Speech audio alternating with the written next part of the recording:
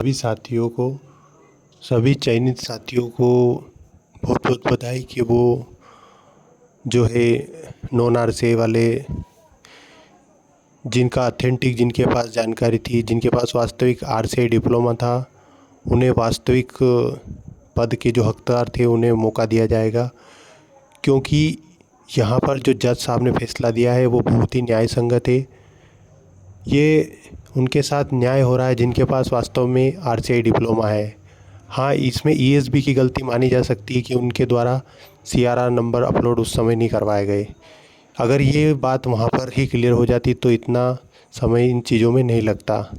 तो कहीं ना कहीं ये ईएसबी जो है इसका खामियाजा हमें सबको भुगतना पड़ रहा है। लेकिन यहाँ पर मैं बात ऑथेंटिक करूँगा और फालतू बात ना करते हुए मैं आपको एक जानकारी देना चाहता हूँ कि जो नॉन आरसीआई है वो किस तरह सेफ़ है। क्योंकि वो जो पोस्टें नॉन आरसीआई की थी वो भरी जा चुकी हैं। उनमें जो सिलेक्टेड थे वो सभी नॉन आरसीआई है, उनसे वो सीटें भरी जा चुकी है। तो बताइए अब वहाँ पर कोई नया कैसे आ सकता है।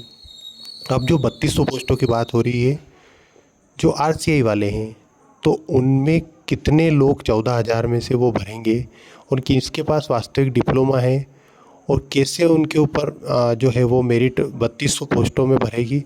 तो नॉन आरसीआई वालों को तो चिंता करने की ज़रूरत ही नहीं है ना।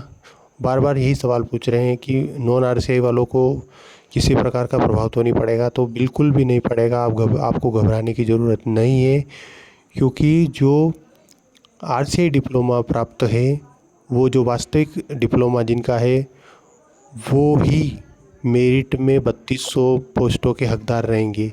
अब जो भी पोस्टें या तो खाली रह जाएगी या पूरी भरी जाएगी तो उनकी जो मेरिट है वो हमारे अंदर इंक्लूड है। तो या तो हम ऊपर या नीचे हो सकते हैं, लेकिन इसका मतलब ये नहीं कि जो मेरिट में नॉन आरसीआई है वो बाहर होगा।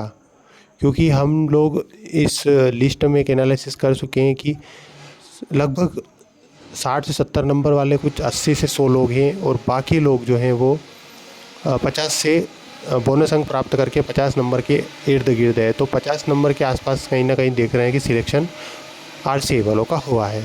तो हमें किसी भी प्रकार की चिंता करने की ज़रूरत नहीं है। नॉन आरसीआई वाले बिल्कुल सेफ़ हैं। आरसीआई वालों के साथ जो न्यायिक हुआ है, न्यायिक जांचें हुई है, तो इसमें आरसीआई वालों की गलती हम नहीं निकाल सकते क्योंकि उनके साथ भी ये न्याय होना ज़रूरी था।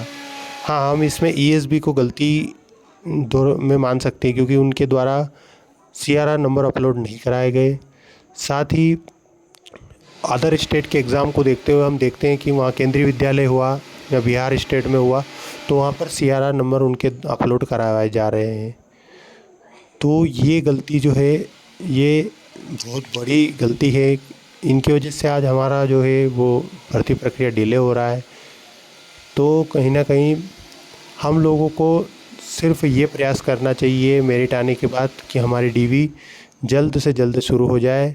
इसके लिए हमें आगामी रणनीतियाँ बनानी है और तैयार भी रहना है। तो आप सभी निश्चिंत रहें, आप सभी सेफ़ हैं। जो मेरिट में आ गए वो आ गए क्योंकि वो पोस्टें जो है वो भरी जा चुकी है।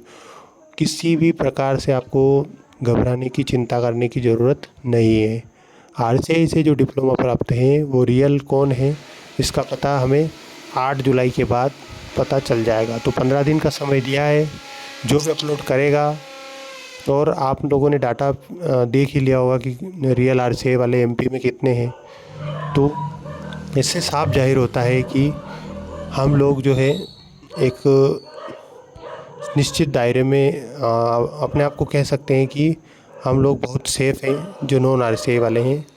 और जिनके पास वास्तविक डिप्लोमा है उन्होंने अपलोड कर दिया है और जो कर रहे हैं। तो देखते हैं मेरिट कब तक बनेगी, कब तक आएगा, लेकिन सभी को प्रयास करना ज़रूरी है। इसी के साथ जय हिंद और आप सभी आगे के लिए तैयार रहें।